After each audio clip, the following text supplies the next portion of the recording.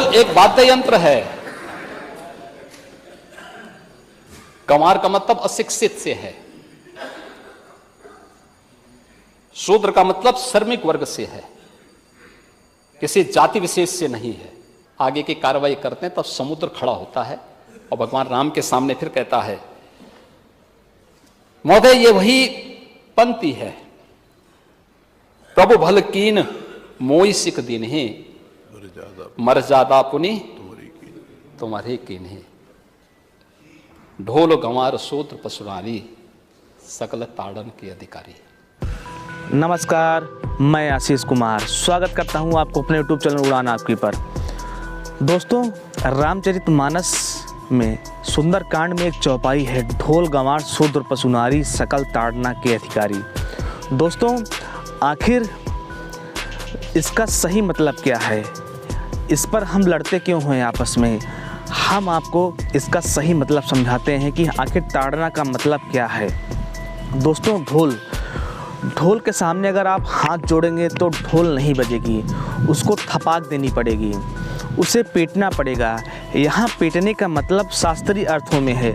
अगर आपको ढोल को पीटेंगे, उस पर सुरसाज लगाएंगे तो एक अच्छी आवाज़ निकलेगी। ढोल का यहाँ पीटने का मतलब, ताड़ने का मतलब है एक अच्छी आवाज़ से, शास्त्रीय अर्थों में। यहाँ पर हिंसा से नहीं है। दूसरा शब्द है गंवार।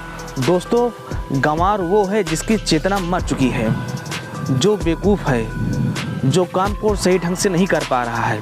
अगर हम कोई गंवार व्यक्ति है, अगर उसको हम कोई काम देते हैं तो उस पर हमको नज़र रखनी पड़ेगी, उसका सुपरविज़न करना पड़ेगा ताकि वह काम खराब न कर सके।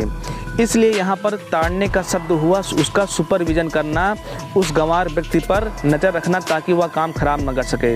लेकिन लोग इसका मतलब हिंसा से समझ लेते हैं। तीसरा शब्द आता है शूद्र। दोस्तों, शूद्र का मतलब यहाँ पर वर्ण व्यवस्था से नहीं है। शूद्र का मतलब है शूद्रवत आचरण से। वो कोई भी हो सकता है, जैसे कि वह आचरण जो शास्त्र के नियमों के खिलाफ हो, संवैधानिक मूल्यों के खिलाफ हो, वह व्यक्ति शूद्र कहलाता है। दोस्तों, चौथा शब्द आता है नारी। दोस्तों, आप बैंकों में पैसा जमा करते हैं, सोना चांदी जमा करते हैं, तो उसकी निगरानी, उसका सुपरविज़न, उस पर नज़र बैंक रखती है। उसी तरह स्त्री भी एक रत्न की तरह होती है हमारे शास्त्रों के अनुसार, तो उस पर कोई कुदृष्टि न रखे, इसलिए हम उस पर संभाव दृष्टि रखें ताकि उसकी रक्षा हो सके।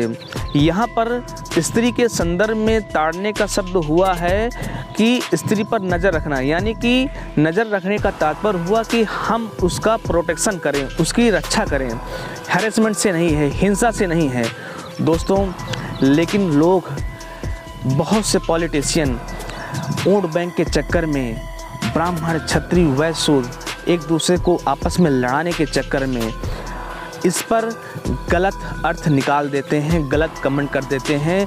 ना उनको गीता का पता है, ना उपनिषद का पता है, ना वो राष्ट्रीय चिंतक हैं।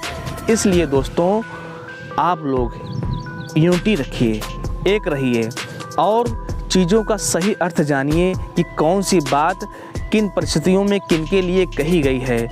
आपको ये जानकारी कैसी लगी? मेरे चैनल को सब्सक्राइब करिए, लाइक करिए, शेयर करिए। बहुत बहुत धन्यवाद।